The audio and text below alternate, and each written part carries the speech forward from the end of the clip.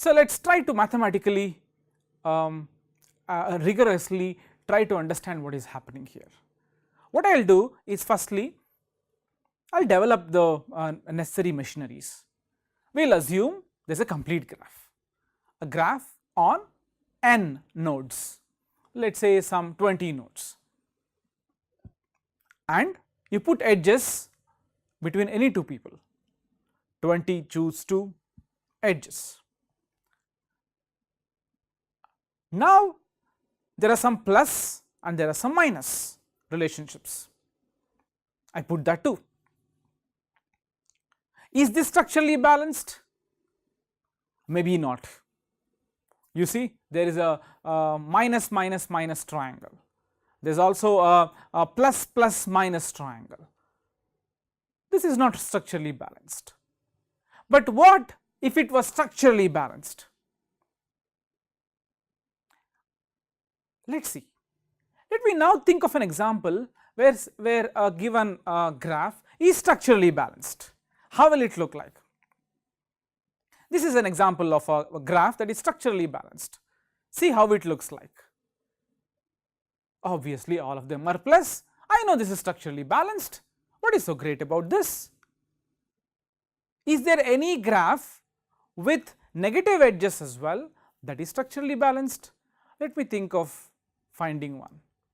As I keep trying, I converged to only a structure like this. Do you see?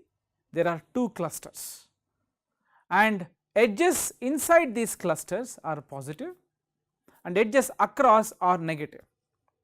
Basically, there are two teams here. Two teams means what? Within the team, the relationship is positive, right? You see that in the figure?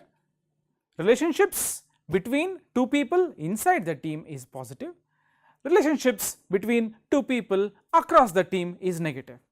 This is structurally balanced. Why? Let me take a triangle here. A triangle here is either positive, positive, positive as you observe, or positive, negative, negative, correct? Can you find a triangle here which has a positive, positive, negative? Plain impossible. Just observe. Can you give me a triangle here which is negative, negative, negative? No, impossible. Which means looks like this is structurally balanced. So, when you have one team full of positivity, structurally balanced. When you have two teams where positivity is within, negativity is across, structurally balanced. Some basic observation that you did, this is structurally balanced. Now, if I give you a graph G and call it structurally balanced, how will it look like? Will it look like all positives or only two teams with positives inside, negatives across? Is there a third type? So, we prove that there is no third type, there are only these two types. The type 1 where there is only one team, the type 2 where there are two teams, and period, nothing else can happen. So, here is the theorem which states these are the only two possible structures when you say a given network is structurally balanced. Let us try proving this now with good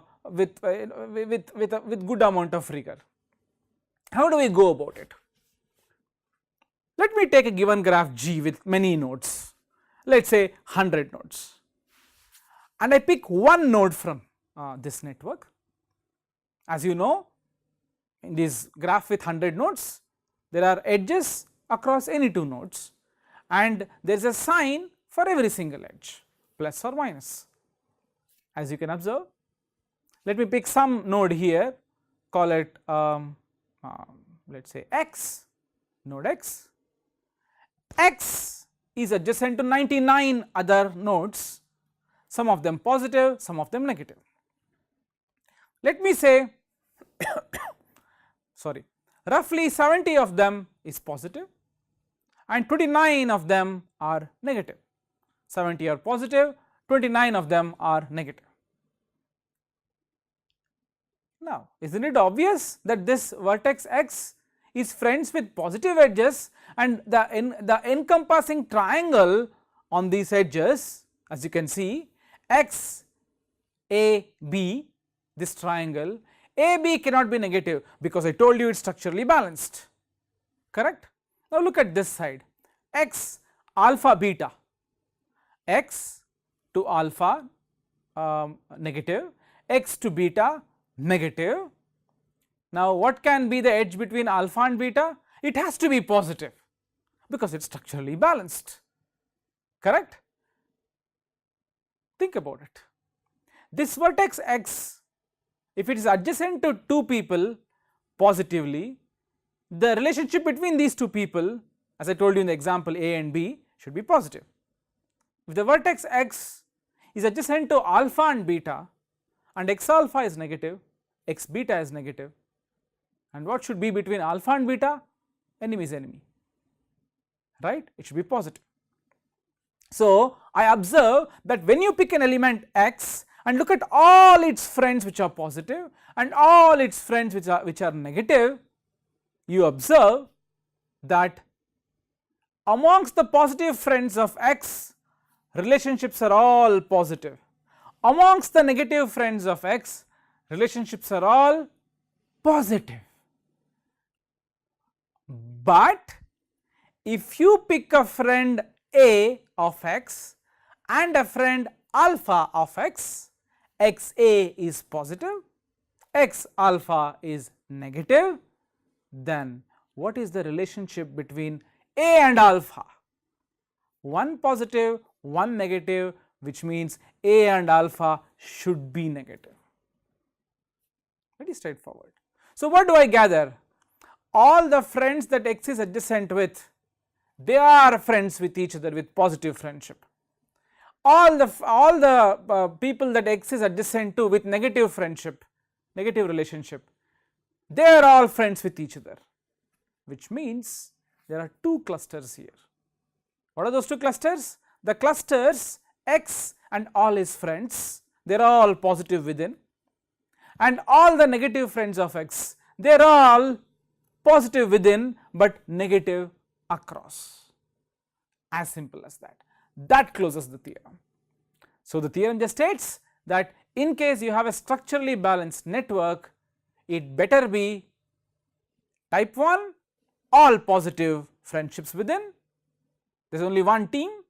Type 2, there are precisely two teams where friendships within them is positive, friendships across is negative.